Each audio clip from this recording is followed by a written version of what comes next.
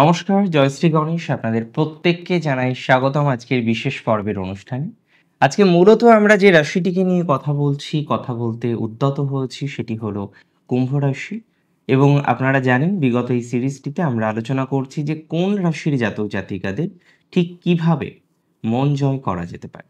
আজকে আলোচনা করব কুম্ভ রাশি জাতক জাতিকাদের মন কিভাবে আপনি জয় করতে পারেন, কিভাবে তার সাথে একটা ভালো বন্ডিং আপনি তৈরি করতে পারেন। আর মন জয় করা মানে তাকে জয় করা। কিভাবে আপনি কুম্ভ রাশিকে জয় করতে পারেন। আজকে সেই বিষয় নিয়ে বিস্তারিত আলোচনা করব, বিস্তারিত চর্চা করব আজকের এই ভিডিওটির মাধ্যমে। সবার প্রথমে আপনাদের একটা কথা বলি, কুম্ভ রাশি কালপুরুষের রাশিচক্রের একাদশতম রাশি। অবশ্যই স্থির প্রকৃতিগত দিক থেকে স্থির প্রকৃতির রাশি। তবে নিশ্চিতভাবেই যদি তত্ত্বের বিচার করি তাহলে কিন্তু বায়ু তত্ত্বের রাশি কুম্ভ রাশি, অ্যাকুয়ারিয়াস।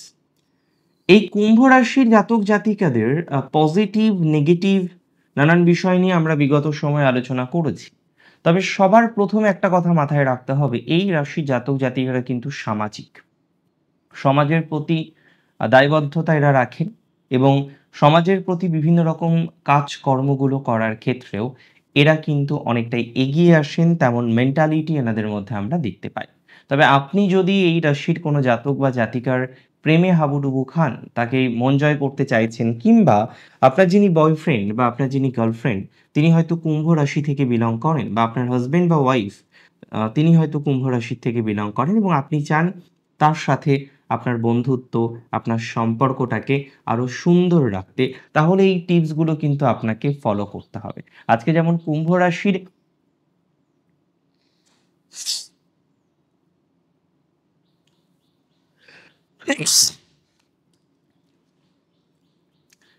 আজকের ভিডিওতে আমরা শুধুমাত্র কুম্ভ রাশির জাতক জাতিকাদের চাহিদাগুলো নিয়ে নয়, ডেফিনেটলি এটা নিয়েও আলোচনা করার চেষ্টা করব যে কুম্ভ রাশির জাতক জাতিকাদের কিভাবে আপনারা জয় করতে পারবেন।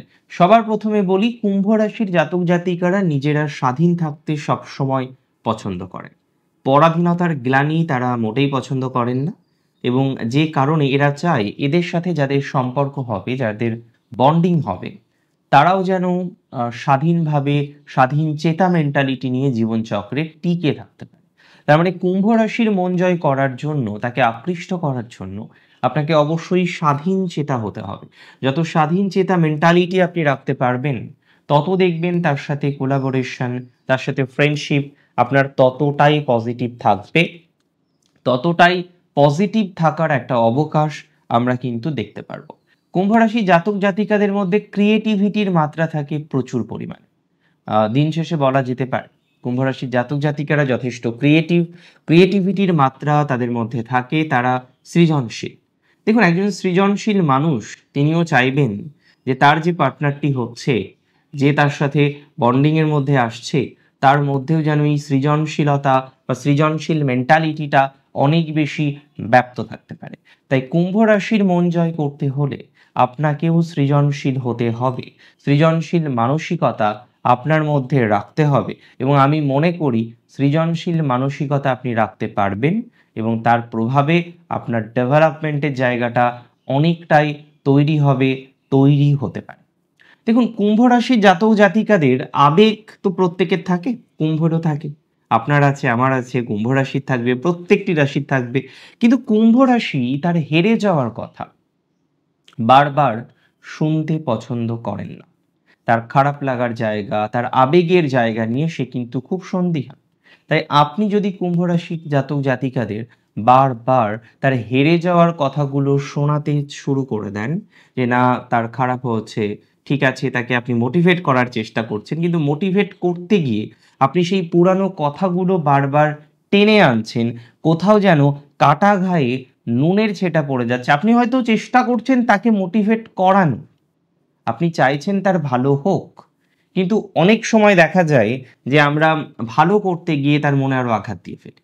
তাই কুম্ভ রাশি জাতক জাতিকাদের যদি আপনি ফ্রেন্ড হতে চান, প্রকৃত বন্ধু হতে চান, কোনোভাবেই তার আবেগের কথা, তার নেগেটিভ কথা বারবার তার সামনে উচ্চারণ করা যাবে না, বারবার তাকে জানান দেওয়া যাবে না। এটি কিন্তু অত্যন্ত গুরুত্বপূর্ণ। এটি যত বেশি আপনি জানান দেবেন, যত বেশি আপনি জানাবেন প্রবলেম কিন্তু ততটাই বাড়বে। তাই আমি এটা বলবো, আবেগের কথা বারবার বলা যাবে না। কাটা ঘায়ে নুনের ছেটা একদমই বারবার দেবেন না। কুম্ভ রাশির জাতক জাতিকাদের সাথে যদি রিলেশনশিপে আসতে চান, সবার প্রথমে ভালো বন্ধু হওয়ার চেষ্টা করেন। দেখুন, একাদশ ঘর থেকে আমি বারবারই বলি, কালপুরুষের রাশিচক্রের 11 থেকে বা যে কোনো লগ্ন সাপেক্ষে একাদশ ভাব থেকে বন্ধুত্বের বিচার করা হয়। তাহলে আজকে কুম্ভ রাশির জাতক জাতিকাদের বন্ধুর সংখ্যা কম, ডেফিনেটলি কম। হ্যাঁ, কিছু স্পেসিফিক বন্ধু আছে, তবে ভালো বন্ধুর থেকে আমি বলবো হয়তো খারাপ বন্ধুর সংখ্যাটা তুলনামূলকভাবে বেশি। এবার দেখুন, আপনাকে কি করতে হবে? আপনাকে তো তার মন জয় করতে হবে। আর মন জয় করার জন্য সবার প্রথম যে পদক্ষেপটি আপনাকে গ্রহণ করতে হবে, তার ভালো বন্ধু হয়ে উঠতে হবে। আপনি কুম্ভ রাশির জাতক জাতিকাদের যত ভালো বন্ধু হয়ে উঠতে পারবেন, ততটাই পজিটিভিটির মাত্রা বাড়বে, ততটাই আপনার সাথে তার একটা স্ট্রং রিলেশনশিপ তৈরি হবে আগামীতে। কৌশল করে কথা বলা কুম্ভ অনেকটাই পছন্দ করে। সবসময় যে সাদামাটাভাবে সবসময় যে সাদামাটাভাবে কথাবার্তা বলছেন, কোনো রকম রহস্য তার মধ্যে থাকছে না, এটা যে কুম্ভের অপছন্দের বিষয়বস্তু, I never said that. But হয়তো কোথাও যেন গিয়ে একটু কৌশল করে কথা বললে কুম্ভ একটু বেশি পছন্দ করে কিনা। তাই আপনি যদি সম্ভব হয় আপনার পক্ষে, নর্মালি কথা তো আপনি তার সাথে বলবেনই, নর্মালভাবে যেভাবে সবাই কথা বলে আপনিও ডেফিনেটলি তার সাথে নর্মালভাবেও কথা বলুন।